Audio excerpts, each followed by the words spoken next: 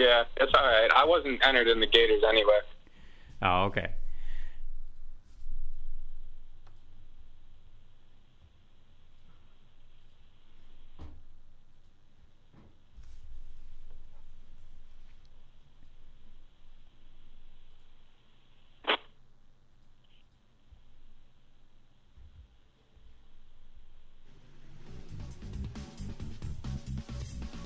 This is the Final Round Podcast, coming to you live from the FingerLakes1.com studios in downtown Seneca Falls, New York. And now your host, Chris Marquardt. Good afternoon, good evening. Welcome to episode number 59 of the Final Round Drag Racing Podcast. Excited to have everybody at home tuning along with us this evening, or tomorrow evening, or Thursday evening, depending on when you might be tuning in to check this out. Facebook has decided to endeavor on their apparently once a decade maintenance, and it has fallen on our plans for this evening. So if you're watching this today or so late, we apologize, and definitely blame Mark Zuckerberg. We've got Eric Campolito joining us here this evening. He is back home in Salem, Ohio, fresh off a win at the Mini Gators. Excited to have him joining us. Jason, who is just take a little scoot back. Just a little bit. There you go. I had you set so that yeah, you can slouch if you need to. But I gotta say, how about we maybe adjust the camera slightly? We'll get that straightened out. We'll try a little bit. How's that? We're so worried about trying to get the Facebook account up and loaded that we didn't bother checking that. But in any case, yeah, that's a bummer. I mean, I have to say, but I mean, I guess it's partially my boss's fault. We'll blame him too, since he's coming into town tomorrow night, and I'm not going to be, or tomorrow I should say, and I'm not going to be available tomorrow night. So we had to move our regularly scheduled Thursday show up a day, and it just happens to coincide with Facebook's worldwide outage. So here we are. Is what it is. But Eric is waiting in the wings. Eric, man, congratulations on the win. Thanks for coming on and hanging out with us for a little while. Oh, no problem. Thanks for having me. I appreciate it. So, interesting story, and I don't know if I mentioned this to you, Chris. So, I'm at home in my office doing some work, watching what we call the Baby Gators, or has now been nicknamed the Baby Gators the last few years, the division race right before the Gator Nationals. Okay. And I tune in, and Stock Eliminator's running.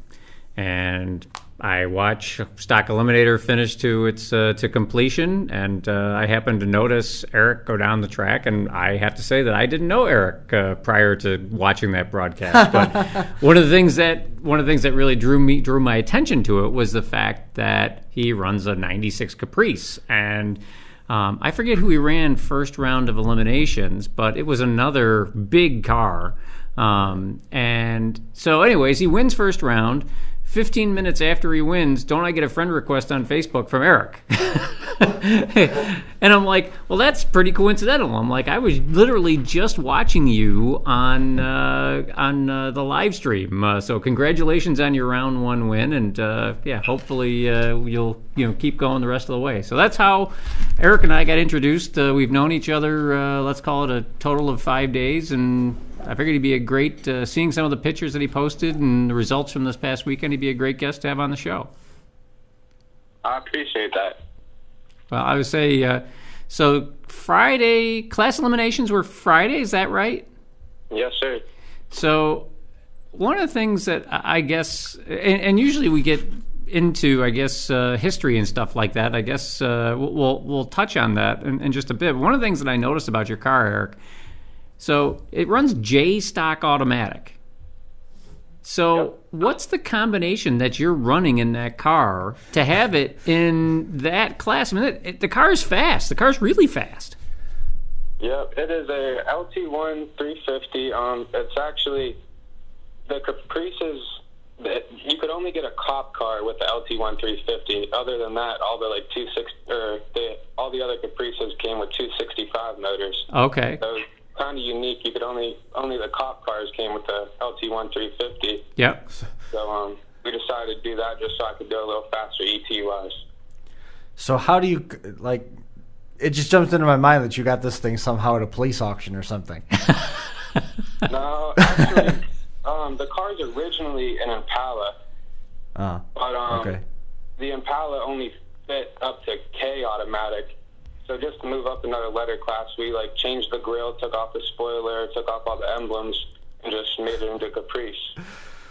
That is funny. So it doesn't actually have to have a VIN saying that it was a, I don't know if they still call them this, that was an Interceptor version, right? It doesn't have to have that official VIN. Right. Yeah. People just kind of like change whatever headlights, hoods, or whatever to try to get the car in whatever combination they would want it in. Okay. So yeah, I mean, and I was impressed not only how fast the car was, again, for the relative for the size, right? I mean, it's a humongous car. Well, when you sent me I got to say, when you sent me the pictures and you said that this is running stock automatics, my initial thought was, what's wrong with this guy? Well, and I will say, usually what you see with the bigger cars like this, Eric, what did you, who or what did you run first round on Saturday? Because like I said, that was a big car that you ran on Saturday first round. Yeah, I think it was an old. I'm not sure the guy's name. It was an O stock automatic car. I rarely get to chase, but I got to chase that round, which was cool. Right, and that was one of the. I will say the announcer. God, I can't remember his name off the top of my head. He even mentioned online. He goes, your car is slow when you're getting chased by a Caprice. And yeah, I just couldn't believe that. But then when I went and looked, I'm like, were you dialed like 1170, 1160? 1175. Yeah, so the car was definitely pretty fast to begin with. And then you go and you look at the qualifying ladder for Stock Eliminator, and Eric was qualified 19th overall, I think? Yes, I believe, yes, 19th. So, I mean, out of 105 cars, I think it was, something like that. I mean, you qualified 19th, which is extremely stout. I mean, what does the car weigh? The minimum was 3905 in J automatic. Wow. So, I mean, So I was weighing about 3960. So 4,000 pounds, running 1170s. Yeah, definitely pretty impressive. I guess NASCAR's cars are heavy too. I wouldn't worry. I guess I'm really curious. So, how'd you decide? Yeah, upon that car, and where did you get the car from? Well, my parents bought it brand new, actually. No kidding. And they actually used to use it to tow my dad's old third-gen Camaro Stalker that he had. So the Impala was towing that around in the same open trailer we use now. And I was a little baby going across the country with them, with my parents. Yeah. In that car. So, yeah. And then my dad sold his third gen and got out of racing for a little bit. And then he met a guy named Brent Derrick who was racing in stock at the time and blew up his car. And it was a fourth gen Camaro, and he was having trouble with heads up runs a lot and stuff, getting beat heads up. Yep. So they decided to go ahead and turn the Impala into a race car. It was a real good combination, so they could qualify good. So that's how that got turned into a race car, and they raced that with Brent driving for from probably 2003 to 2008 probably. Oh, okay. Yep. And so then after that, Brent turned his old Stalker into fixed it all up, made it a stick, so it was faster, didn't have a lot of problems with heads up. Right. And then my dad took the Impala and put a little 265 motor in it, and turned it into a Caprice, and that thing was just killer. It was going like 13s or high 12s, but it was a killer combo. Like he could go a second 20 under anywhere pretty much. Wow. And so that's what. And then my dad raced that for about 3 years, and then I turned 16. So of course I jumped into that and raced that until I was 17. And then we put the 350 back into it, and then since it was still a Caprice, it could fit up to J. And then I've just been racing that ever since. I would say, thankfully, it looks like Facebook is cooperating a little bit. Chris was able to just show a picture of, you racing one of the new Camaros that looked like at Indy last year, maybe, I'm guessing? Yep, that's correct. I think that was third round. So that was actually the big go, not the division race, but the actual. Right, that was the U.S. Nationals. Okay, and how'd you do there? I runnered up in class, and then I got the fourth round in the Eliminator and made a stupid mistake at the finish line and hogged it up and got beat. Well, I will say that certainly happens to the best of us. Now, at this point, how old are you, Eric? I'm 20. Okay, I would say, because I think I told Chris, just looking at your Facebook pictures, I'm like, Eric can't be a day older than 25. I wasn't 100% sure how old you were, but I knew you weren't older than 25. Yep. So, yeah, I knew you were fairly young here. So did you race juniors or anything before you got into racing big cars? Yep, I raced juniors since I was 8, and then when I was 13, I started racing the TCR class, which I could race a street legal car with my parent in the passenger seat, okay. 1/8 of a mile. Yep. Huh. So I raced that from 13 to 16 as well as juniors. Now, is that at NHRA, like division events that they compete, that they contest that? Or is that just at the local track? I mean, do you race that at like Dragway 42 or something? I raced at Quaker City Motorsports Park. Okay. And no, that was just like a little local program. Here's this is the line. Oh, so you can talk, Chris. You don't have to just show pictures. I was trying to multitask. This is a picture from the track you just talked about. Oh, at Quaker City. Okay. Yep. Pretty sure that's Quaker City. Yeah, and this one you're actually in the Caprice, but you're running a Cobra Jet Mustang. Oh, yep. Yeah, I think I know what picture you're talking about. Now, was that a division event that was there? No, that was a stock super stock combo. Oh, okay. All right. Were you at Dragway 42 last year when they had the stock super stock combo there? Yes, I was. Darn, I wish I would have got a chance to meet you there last year. I guess we'll have to plan on it this year at some point in time. So in that, it's called TCR. Is that the class? Yep, it's called TCR and IHRA, and I think it's called Junior Street in NHRA. Okay, all right. And Quaker City runs that every week? Yep, every Saturday. And how many competitors they typically get out there? I mean, they get enough to run a full class? Yeah, it's light. There's about usually between 5 to 10 of us every Saturday. Well, that's not bad. I have to say that's one of the things that it's funny from a junior dragster standpoint. It's tough because you go out and to put together a good junior dragster. I mean, they're not inexpensive. I mean, you're going to spend at least $5,000, if not $10,000, to put together. I mean, let's call it even if you bought a used decent piece, you're going to spend $5,000 to $10,000 on something like that. And that, I know when they introduced that class, that was one of the things I liked about it, is the fact that, all right, now you can just take your regular old street car out there and learn to race, right? Right. I thought it was kind of weird how a lot of the junior guys would not like double enter or, other people just, it's so much easier than getting a junior, way less money. Right. I loved it. I thought it was awesome. I mean, I would have to guess. I mean, you're probably the first person that I've spoken to that actually ran both. I would have to guess that it was more helpful to race a full-size car than it would be a junior. I mean, do you feel that way, or? The only reason I wouldn't feel that way is just because of the competition. The competition in juniors was a lot more how it is in big cars. Oh, okay. So I guess, the juniors are the juniors are definitely faster, too. I mean, once you move up to that age level, too, now you're running 790s in the 8th, right? Right. So I guess it's a little bit faster, so you get a little bit more of that sense of speed to go along with it, too. But, okay, so that's interesting. Now, the Caprice, at that point, the Caprice was a full-time race car, though, right? So what were you racing in the TCR class? I was racing just my mom's Cobalt she had, because you can only go 10 flat or slower in the 8th mile. Okay, all right. I guess that makes sense. I mean, you want to keep the kids, you said you can start running that class when you're 13?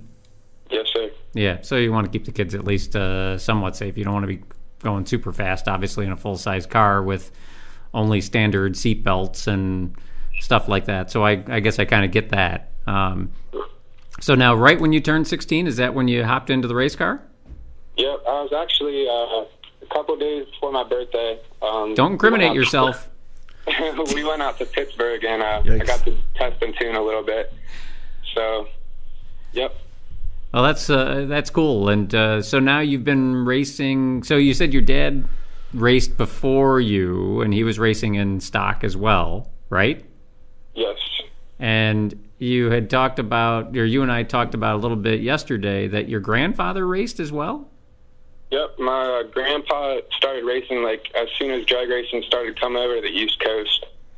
Back when there was no bracket racing, it was just all heads up. Right. Without even a Christmas tree, I don't think.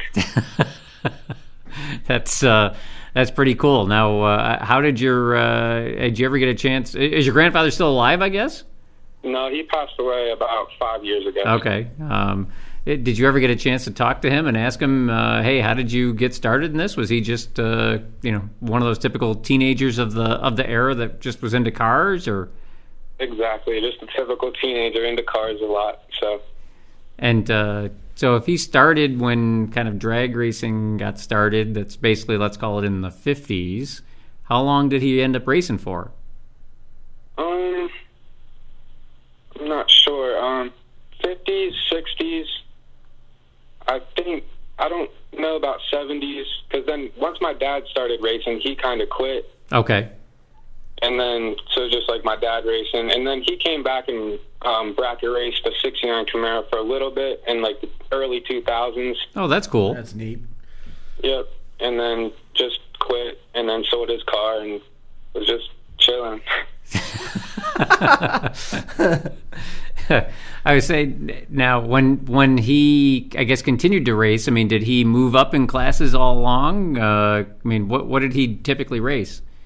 No, he just local bracket raced. Okay. He kind of made fun of my dad for trying to race in stock and go everywhere and stuff. Really? Yeah, he thought it was a little stupid at first, but.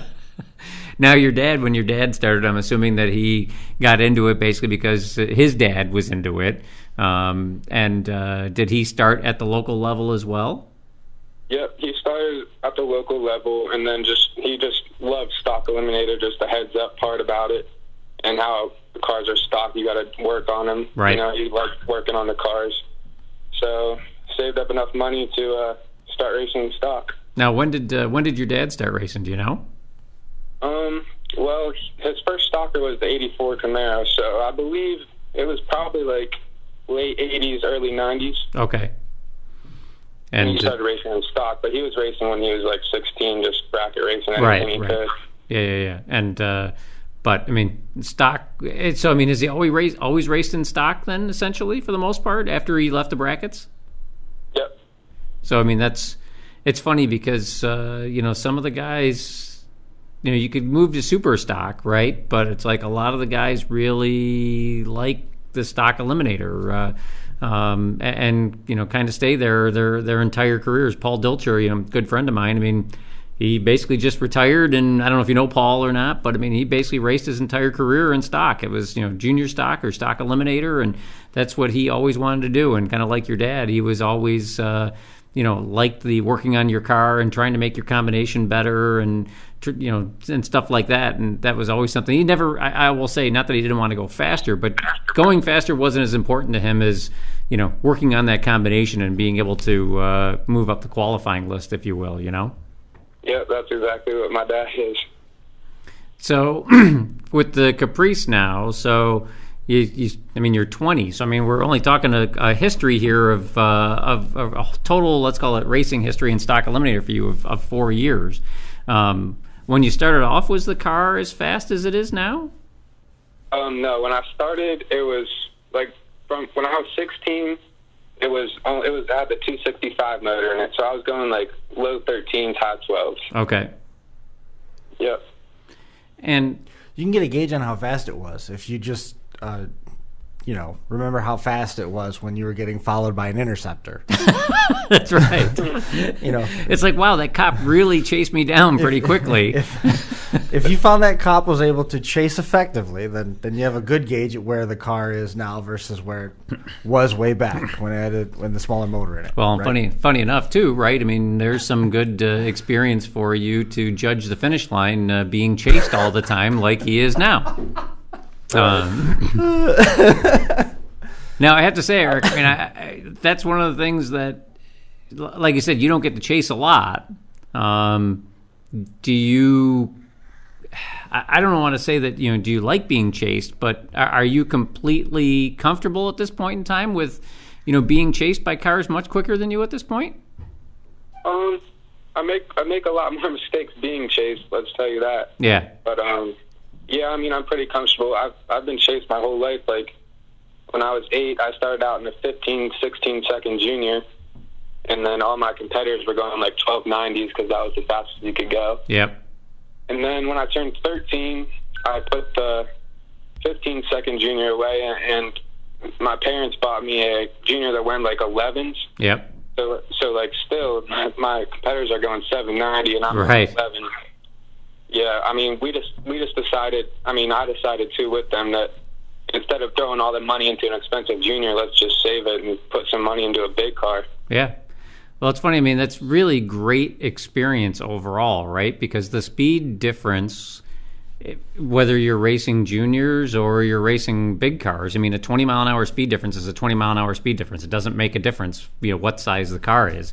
And once you can judge that speed difference and, judge the finish line like that, I mean, man, that was really, really good experience for you. And, there are some guys out there that are just really, really good finish line drivers, particularly being chased. I'd love to say that I'm one of them, but I'm not.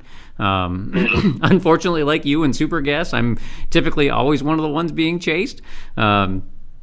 But yeah, I mean, if I had my druthers, I would. I find it much easier to chase than be chased. But it's a tough skill, and seeing you go rounds at down in Gainesville and seeing you going rounds at Indy. I mean, obviously, it's something that you're fairly skilled at and pretty comfortable with. Yep. I would say now, Friday you won class at Gainesville. How many cars were in class?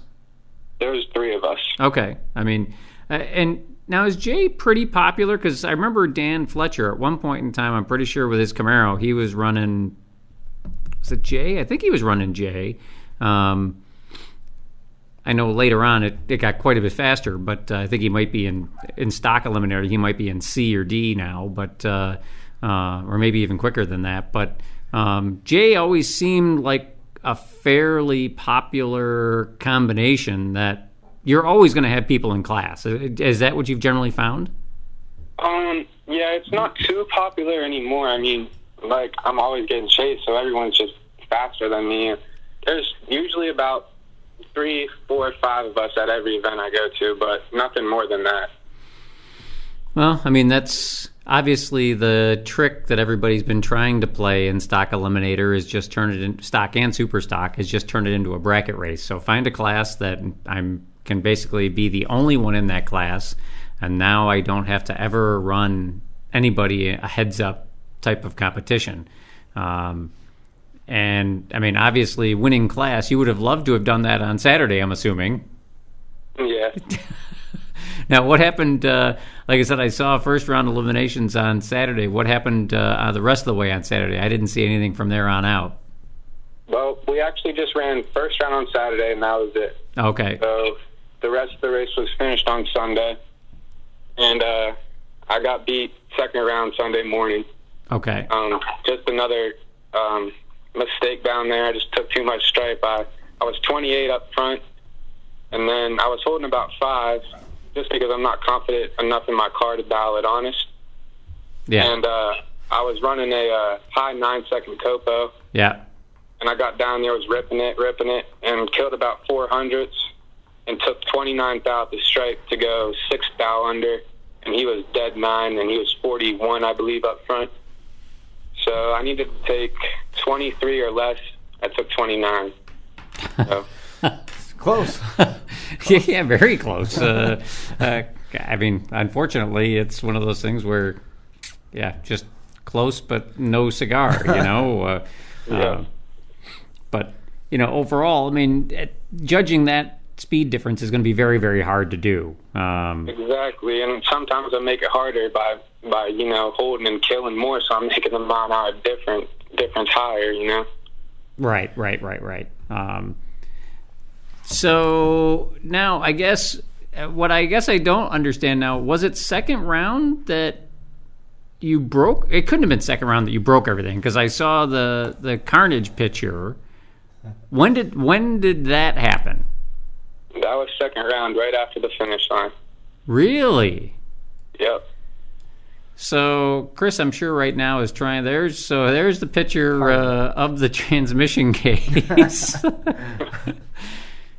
So it seems like there should be something there. It definitely seems like there should be something there. So what the heck? I mean, obviously I saw the picture of the flex plate as well. So the flex plate came apart. And yes, the flex plate came apart, and that's what caused everything. Right. So prior to that round of eliminations, you heard a noise, I guess? Is that what you said on Facebook? Well, all right. So Thursday I made 2 qualifying runs, and everything was cool. And then I was running the car in bracket mode on Thursday. Okay. So I could get some good time trials for Saturday and Sunday. Yeah. Thursday night, we jacked it up, changed the oil, put the fast oil in it for class on Friday. Okay. And then we were done doing that. We let the car down, and my dad told me to start it to, you know, get the oil flowing through and everything. When I started it, it was just making a funny noise when it turned over. So we jacked it back up, and my dad found, like, the flex plate had a crack in it. You know, like a little crack. He didn't know if it was like slowly cracking or if it just cracked today. You know what I mean? Yeah. So we were like, okay, but it was kind of, it didn't make sense to him because that shouldn't make the car sound funny when it starts. Like that really doesn't have anything to do with it. You're right. So we go back to the hotel, and then we wake up the next day. My dad said, let me jack this up again and look at it. So he did that in the daylight because we did it in the dark, so it's hard to see. Sure. And he found one of the starter bolts was like broken off into the block. So we figured that's what's making it sound funny when it's like turning over. Right. So he like realigned the starter and everything, and it sounded fine the rest of the day. Okay. So that was Friday. I ran 2 rounds of class, 1 class Friday, and then and two rounds of elimination on Friday. Everything sounded okay still. Yep. Okay. And so Saturday was first round. I mean, we just decided. I mean, we didn't know when it was going to bust. Like, we didn't know if it was busting for, 5 years or if we're sure. just busted right on Thursday. Yeah. So we decided, we're not going to go home. We're not going to, give up. So we ran the car. I won first round Saturday, which is kind of unlucky deal because. Like, we were going to take the car. If I would have lost, we were going to come home and, take everything out and fix it before it grenaded. Sure. Oh, no. So, of course, I won that round. And then Sunday... But still, I mean, on Saturday, so, I mean, you win first round eliminations on Saturday. It doesn't sound any worse now than it did 2 days prior, right? Correct, yeah. It sounded better because my dad realigned the starter. Right. So... it sounded perfectly fine. I mean, we knew we had a cracked flex plate, but we figured it would last us at least for this race. Yeah, right. So Sunday morning. Yep, Sunday morning, second round, going down the track, everything's normal. And then just like 10, 20 feet up the finish line just exploded on me. Wow. Yeah, I never felt an explosion like that. The motor was vibrating and stuff. So I just put it in neutral and shut it off as soon as I could. And, we obviously saw the carnage on the transmission case. We saw the carnage to the flex plate. We saw the carnage on the headers. Did it do any damage to the car itself? Nope. The car is totally fine. It took the starter with it, too. I mean, honestly, looking at it, I can't believe that it didn't do any damage to the car. Yeah, I got pretty lucky. Like, I could have got a flat or something with all them parts flying everywhere. Oh, You absolutely. could have had something embedded in yourself. Oh, yeah. I mean, that was the first thing. You're talking Usually, about tires. When those things come apart like that, you got stuff flying everywhere. It at a high rate of speed. If it can do that to the headers, that could easily do much worse to your legs. right. If that somehow, I don't think it's beyond reason to think that could have come through the floor. Oh, no. I mean, that's why they have, they make you run SFI flex plate shields and everything else these days. Because, when flex plates and flywheels come apart, they were taking guys' feet off because they were so bad. And yeah, looking at that, it's like, and it's amazing too, because where it failed, of course, is right on the driver's side. Yeah. It's like, I would have expected all those parts going, right for your feet / legs, Eric. Yeah, I got lucky. Is there, given that this is a more stock division, are there restrictions on what you can do in terms of aftermarket bell housings or stuff that you can do to the floor to help keep instances like this from becoming catastrophic accidents? All I really know about that is, and I think stock's the only class where it's not required to run SFI flex plate. Like, about 5 tech guys came over to our trailer right after that, and I was just checking things out and stuff. They brought us the little pieces they found on the track. So, Thanks. Yeah, I think stock's the only class in NHRA where it's not mandatory to run one. Okay.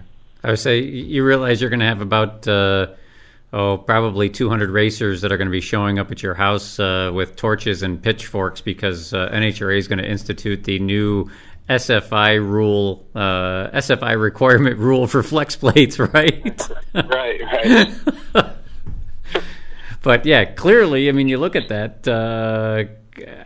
Looking at the carnage of the flex plate, the teeth came off the flex plate itself. So I'm assuming the that whole ring came off. Half the ring. Yeah, well, that's what I mean. The teeth came off. So I would have to assume that. I guess, where did you first see the crack on the flex plate itself? It was like right where the weight was on it. Okay. Yep. So I believe like the weight came off first and just took everything with it. Yeah. That's really, really incredible, and I really just can't believe looking at that like I said, it didn't do any further damage. So, and once you go through the finish line, this thing explodes on you. You hear it obviously make a noise. You throw it in neutral, click it off, and tow it back. Could you believe what you saw when you got under there? Not really. The starter was dragging on the ground. We didn't even know about the transmission case until we got home and took it out. Yeah, it was bad. I'm guessing the cable for the starter was what was holding it to the car itself still? Yeah. Funny story, I blew up a motor at ATCO. Billy Lieber would remember this, bracket racing, and thankfully it blew up at the starting line. So my normal routine is do my burnout, coast up, clean the motor out a couple of times, and then stage. And the second time I cleaned the motor out, boom! This thing just grenades all over the place. And so shut it off and, all right, tow it back. And as I'm towing it back, obviously it's quiet. I hear this tink, tink, tink, tink, tink, tink, tink, tink, tink, tink, tink, tink. I'm like, what the heck is that noise? I'm like, it's just nothing that I've heard before. So I have a race pack in the car, and I have an electronic oil pressure or oil temperature gauge sender in the block. Well, what was dragging along was that temperature gauge was still in the block, but a piece of the block that I had the wire for this temperature gauge I had zip tied to the block itself, and a piece of the block was being dragged along the ground behind the car as we were towing it back. I'm like, oh, that's what that is. So yeah, I know how that is all too well. Did you end up stopping on the track, I'm assuming? Nope. I just put it in neutral, shut it off, and coasted all the way until I was off the track. And then the dudes with the four-wheeler came up and pushed me back to my trailer. And did it end up depositing any fluids or anything else on the track, or no? No, it didn't. That's incredible, too. Really? Yeah. I can't even get my head around that. Yeah, that's... I thought for sure that was going to be a mess. A mess. So, I mean, you didn't really have any issues with controlling the car or anything else? I mean, afterwards, I mean, you just knew it blew up and... Yep, I just heard a big explosion, and then I could see, like, the motor started vibrating everywhere. Wow, that is just crazy. I'm actually surprised that I haven't seen that posted someplace else. Because usually places like Bang Shift and stuff like that, usually they can get wind of those types of carnage pictures pretty quickly and start posting them or reposting them, if you will. I say if you want to become famous for something like that, you can send Bang Shift a message and send them all the carnage. So did you look at that at the plate picture? At the flex plate itself? Yeah. If you look right here, there's a little piece where that ring stayed attached way up in the corner. Yeah. You see that? Yeah. So that looks to me like an inconsistency in the casting process. Mm-hmm. So pretty sure that's factory. I mean, that was a factory flex plate, right? Yes, it was. Yeah. So I'm pretty sure that's factory drivetrain warranty. There you go, right? Yeah, set it in for warranty repair. It's a known issue. It's a known issue. They owe you a transmission. That'd be pretty funny, actually, if you found out there was like a recall on them. So you weren't entered, thankfully, I guess. You were not entered for the main Gator Nationals this weekend. Right. Yep. I didn't get in. It took like 7 or 8 grading points, and I only had 6. Wow, that's just crazy. I mean, when you went to all those races last year, I mean, did you expect that you'd probably have a high enough grade point to get into Gainesville?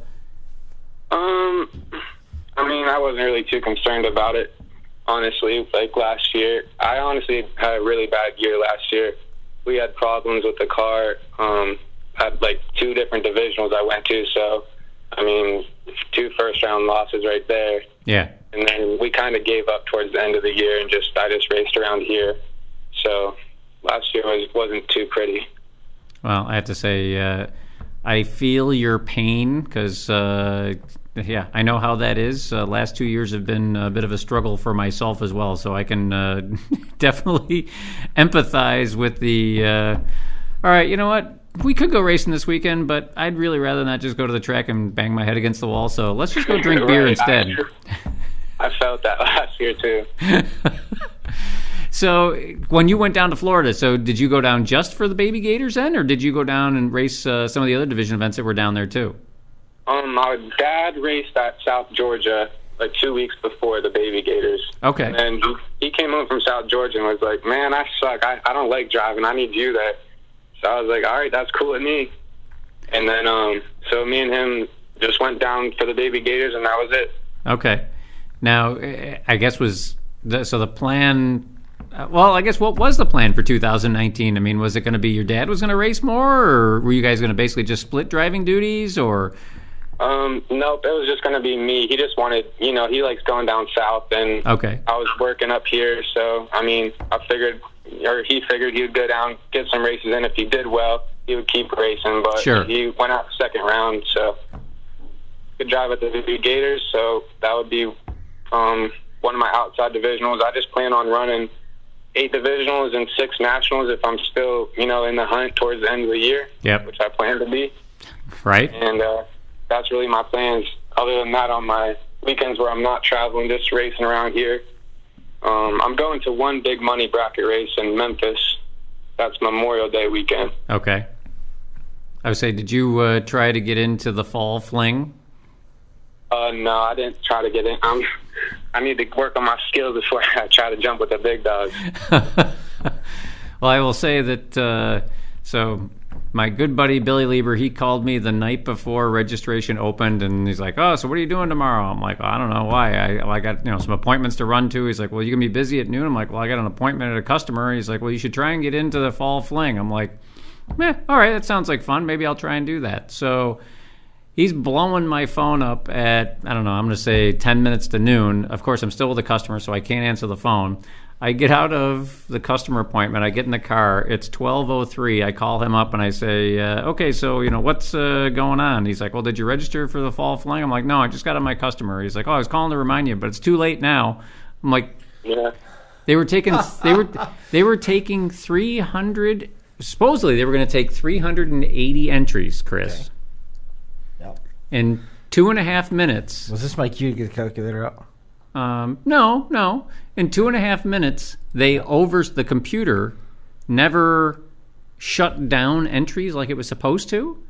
They oversold. I think they sold 580 entries in 2.5 minutes.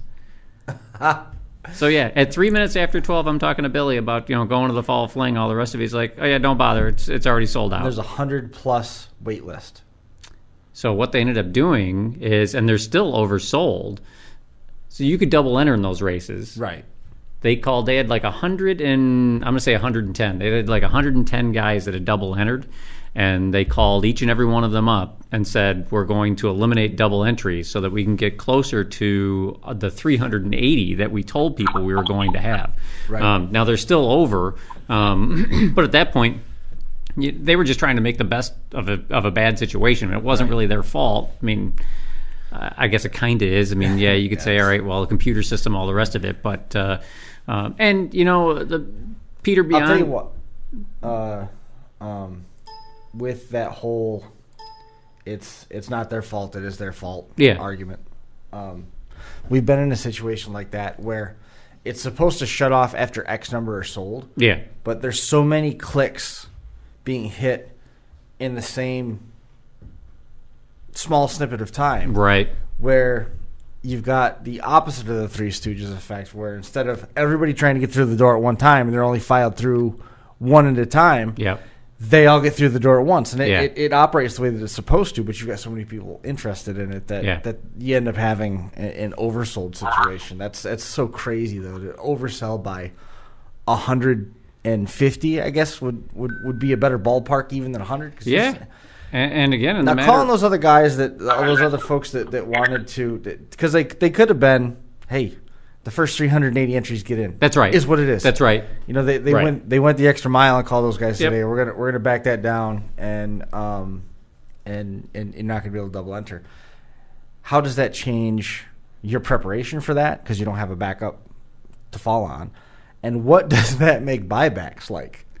Well, I will say, as a guy that, and I'd love to hear what Eric has to say about this too, but me personally, I'm not a double enter guy. Now I'll buy back, especially once you are entered in a big dollar bracket race like that. Once you spend all that money to enter and travel and all the rest of it, I'll buy back. But I'm not a double enter guy. So for me personally, I really like and here's the thing too. Everybody knows this. Anybody that watches this show knows this. I'm old and I'm old school. So yeah, in the old days, you went to the track, you raced, and when you got eliminated, you went home. And are buybacks nice? Yeah, buybacks can be nice once in a while. You get bad luck or something stupid happens. But I'm an old school guy. I don't like buybacks. I'd rather not have buybacks. But anyways, double entry wise, yeah, I like the no double entries. At the end of the weekend, let's find out who the best bracket racer was that weekend. Not somebody who threw the most money at the race, right? And Eric, I mean, how do you feel about this? Maybe you might feel totally different, considering that I'm 3 decades older than you. I love double entering when I have 2 different cars. But I'm not a big fan of it with just with one car double entered in the same class or even 2 different classes. I'm not really a fan of that. But buybacks, I'm with you. I don't really like buybacks, to be honest with you. Yeah, I'm just not a... Jason doesn't like them because he's old, and buybacks means that you got to stay out until 2, 3 in the morning. I want to go home, and that's not I'm sleepy. That is not his thing. He's got a recliner. He's got his fluffy slippers, a house coat. He's got his caffeine-free Diet Pepsi, and he's got Law and Order reruns to watch. Law and Order, come on, Matlock. Gotta go find out what's happening in Mayberry. Yes, exactly. Yeah, Golden Girls, and I'm trying to think of some of the other ones that I enjoy. Murder, She Wrote. Murder, She Wrote. There's a great one. Father Dowling Mysteries. Right. Yeah. Yeah, like I said, I'm not a fan. But overall, like I said, I like the fact that they got rid of buybacks. Now, most of Peter Biondo he had a video basically explaining to everybody what was going on, and he was pretty happy overall with the response. Maybe I misunderstood. Did you say they got rid of the dual entries, but the buybacks are still there? Buybacks are still there, yeah. Okay, yeah. So they got rid of the dual entries. But got rid of the dual entries. And he said for the most part, and I will say that they stepped up. Like I said, they called every single person.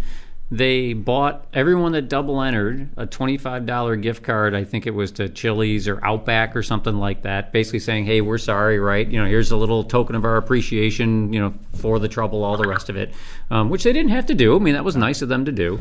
And for the most part of the 100+ people, I mean, everybody was okay with it. They understood what the situation was, and hey, that's the way it goes. And Peter said in the video that I watched, I mean, what they didn't want to do is they're all about having a great experience. And there's a reason why so many people want to go to these races. And it's because of the fact that they're not running second round at 2 o'clock in the morning and running the finals at 6 a.m. and then, basically 24/7 essentially while they're there. They're trying to make it so that they limit the number of cars. Yeah, it's going to be a late night with 380 cars and buybacks. But you're still going to get done at a fairly reasonable time, be able to have dinner.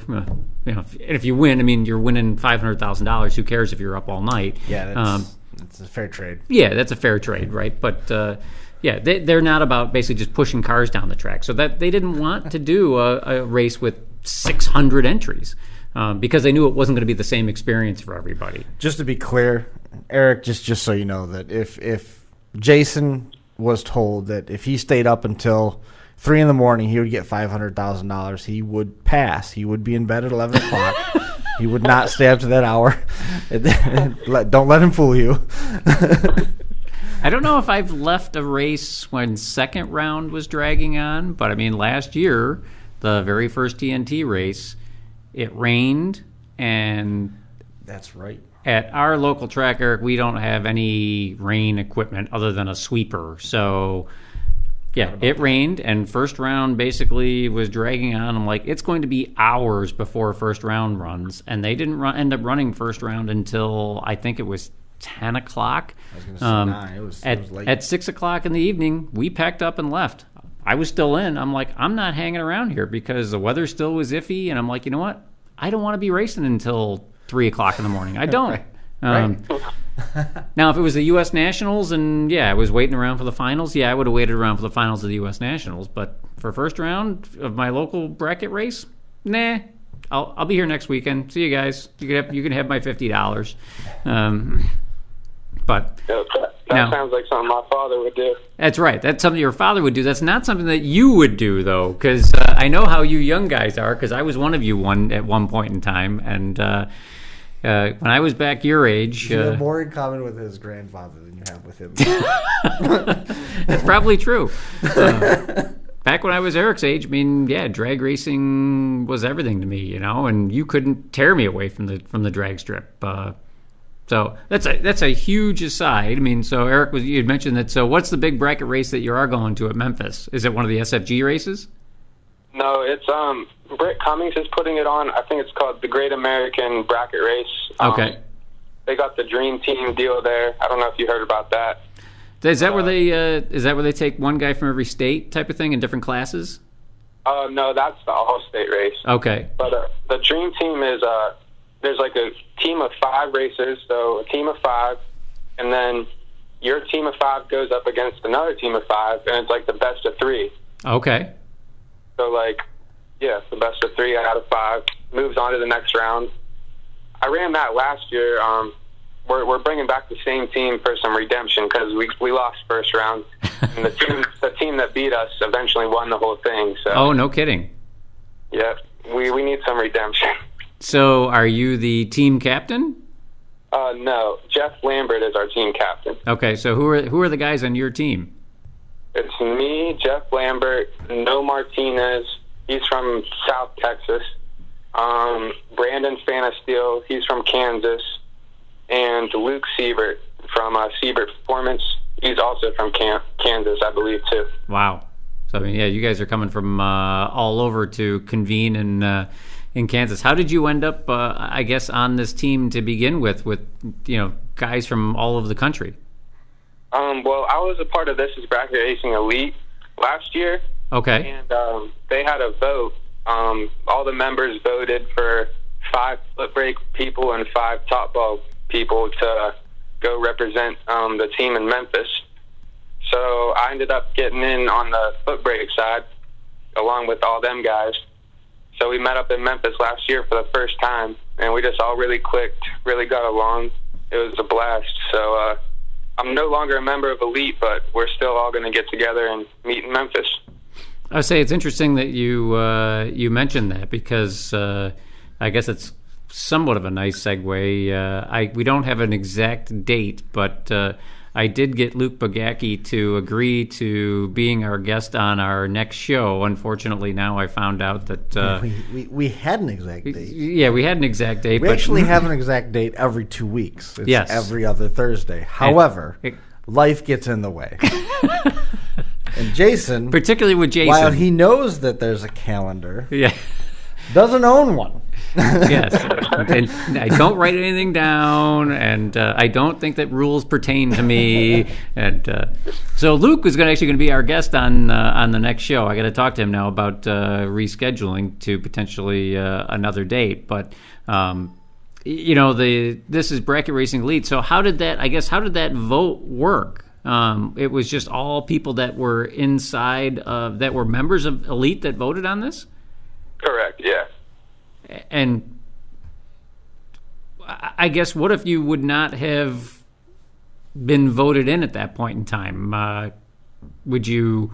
I mean, was it This Is Bracket Racing Elite? Were they the ones that were kind of helping sponsor people, or was it just, hey, we want to put our own teams together to represent This Is Bracket Racing Elite? I mean, how did that come about, I guess? Well, Luke, yeah, he wanted a team to represent Elite, so we had the vote within This Is Bracket Racing Elite, and then he actually paid for all of our entry fees. I mean, not our entry fees for the bracket racing in between the Dream Team race, but he paid for the Dream Team race and gave us all $250 for traveling money. Wow, no kidding. Holy cow. Yeah, it was a great deal. He's a great guy, so. Wow, that is a great deal. That is a great deal. yeah, that's pretty cool. So they broke it up. They had box racers and no box racers. Is that how they broke it up? It was foot brake and top bob. So you can't use a button. It was just all foot brake. Oh, okay, I gotcha. And so you were one of the foot brake racers then? Yep. Okay, and wow, that's pretty cool. Then. So you were a member of This Is Bracket Racing Elite last year. Now, this year, I'm guessing, I don't know if they're doing the same thing or not. I mean, who knows? I guess I could ask Luke when we talk to him in a couple of weeks. But so you guys just decided that you were going to just stay a team regardless of your I guess, affiliation with This Is Bracket Racing Elite at this point in time. Yep, that's right. So, well, that's pretty cool. It's neat the way that kind of worked out, too. The fact that, yeah, you guys felt confident enough that, hey, yeah, you know what, let's stick together as a team and try go do it again. Yep, for sure. It should be a lot of fun. And all the 5 guys on your team, you're all part of the foot brake team, right? Yep. Okay, all right. And so let's say that in that particular race, let's say that you guys win. But as a team, you win your best 3 out of 5, but you and another competitor on your team lose. Do you still then all proceed as a team to the next round and race best 3 out of 5 again? Yep, that's correct. That's the real cool thing about it. You can lose, and then your team can have your back and keep you in the program. Yeah, that's very cool. That sounds like a lot of fun. It is. It's really unique. It's cool. Hang on just one quick second here. Okay. I need to shoot a won't. Chris has an idea. Nope. Trying to salvage the MP3. Oh well, keep going. Oh, no okay. We're getting all sorts of alerts popping up all over the place. I would say it's been an interesting night from an IT standpoint, huh? It has been a challenging evening. So, all right. Every workaround I thought I had it has been a challenging night. Well, you know what? That's why people tune in, because we're just super entertaining, and we'll talk about anything. So. I suppose. Hey, I'm going to do some hand animals and please stuff. don't. Please don't. It's bad enough. So other than the big bracket race down in Memphis, and so what are your other plans, I guess, for the rest of the year? I mean, as I kind of jokingly messaged you, after seeing the pictures of the carnage, that your plans may have just changed. Yep. Actually, our plans haven't changed because I don't have another race I was planning to go to until April 27th. So we should have everything ready to go by then, and we'll be back on track. Yeah, at this point, you got plenty of time to get the car fixed, right? And I guess after seeing the carnage of the flex plate, what are we doing? Are we going with an SFI flex plate, or are we going back to a stock flex plate? Honestly, I'm not totally sure yet. We got to make sure that the SFI, when they make them, the same, because I think it's either internally balanced or externally balanced that everyone has, and we have like the opposite that everyone has, because it was a stock flex plate. Yeah. So we just got to make sure everything is, how it was. Yeah, I would say, typically. Our combination is a little bit difficult sometimes because it's different than everyone else's. You know what I mean? Now the motor, you said it's an LS1, right? LT1. Or an LT1, and is there? With stock, there's just so little that you can do to those motors, right? Yeah, pretty. You can do some, but I'm honestly pretty illiterate when it comes to working on the motors and stuff. I'm just starting to learn now that I'm breaking stuff. So from like an ignition standpoint, is it a stock ignition as well, or can you run an aftermarket ignition in it? I believe you can run aftermarket ignition. I'm pretty illiterate when it comes to the mechanical end of things. Yeah, I would say, and you know what? This is, to a certain extent, I guess now we're the blind leading the blind, because I have to say that I know so little about the rules in stock and super stock from that standpoint. That's when really what I need to do is I need to find a resident stock, super stock expert, and when we're going to have someone like yourself on the show, have them come in with me to be my crutch, because, I know that you can do more modifications in super stock than you can in stock, but what you can do, I know that if you run modified, you can obviously now do different things with heads and stuff like that, but, I just don't know all the nuances, unfortunately, well, that's cool. And then once you get going, I guess from racing season standpoint, you said you're going to plan on doing, you said you were going to do 6 nationals and 6 divisionals, right? 6 nationals and 7 more divisionals now that I went to 1. Okay, right. 8 total. Yeah, so 8 total. So obviously Norwalk is going to be on the docket, right? Yep, Norwalk, Indy, the Sports Nationals in Columbus, Chicago possibly, Reading possibly, and St. Louis. Okay. And what, I guess at this point, you're 20 years old. Are you working full-time, or are you still going to school, or what are you doing from that standpoint? I'm working full-time right now. I did go to school for a couple years and just decided, it wasn't really for me. I just need some money so I can get to the racetrack, really. Well, I will say that that's okay. Noble cause. School is not for everyone. I'm not going to say that you shouldn't potentially reconsider, about going back, but it's not for everyone. That's all there is to it. So what do you do as a profession right now? I'm working at Arby's, just trying to work my way up to be a manager, and then I also work with my uncle on the side. He has his own business, designer closets and doors. So, yep. And you're able to get off of work all that you need to be able to do what you want to do from a racing standpoint? Yep, my manager at Arby's is really cool. She understands it, and then my uncle, obviously, he understands it as well. So it works out real well. Well, that's good. Well, that's cool. I know that you were, kind of a little nervous, running into the show here, but I'm looking up at the clock here, and it's 7:58. We made it the whole hour, so I guess before we let you go, I mean, is there anybody that you haven't mentioned that you want to talk about, or is there anybody you want to thank before, like I said, we let you go? Just Russell Performance Race Cars. They helped me out a bunch on and off the track, So, them, my parents, my whole family, my friends, and God, they're blessing me to be able to do this. Well, that's awesome. Well, hopefully we're going to see what happens, I guess, from a tech support issue standpoint here.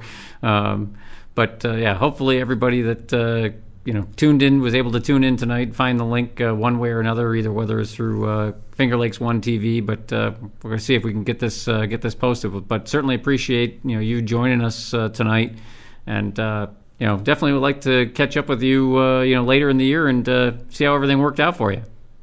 Hey, that would be awesome. I really appreciate you guys. Hey, no problem. Thank you very much, Eric. Really appreciate you joining us tonight, and good luck with the rest of the season.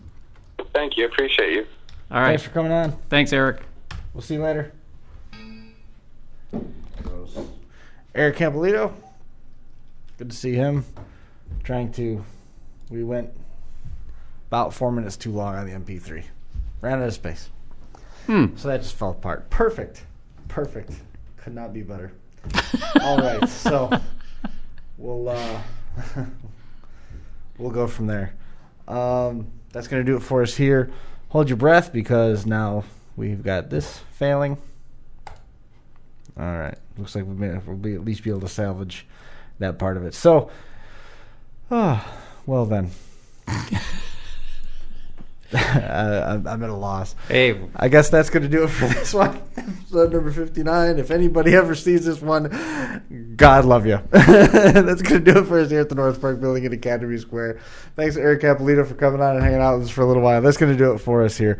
Episode 59 in the books. We'll see everybody next time. This has been the Final Round Drag Racing Podcast, coming to you live from the FingerLakes1.com studios in downtown Seneca Falls, New York. We'll see you right back here again in 2 weeks. Thanks for watching.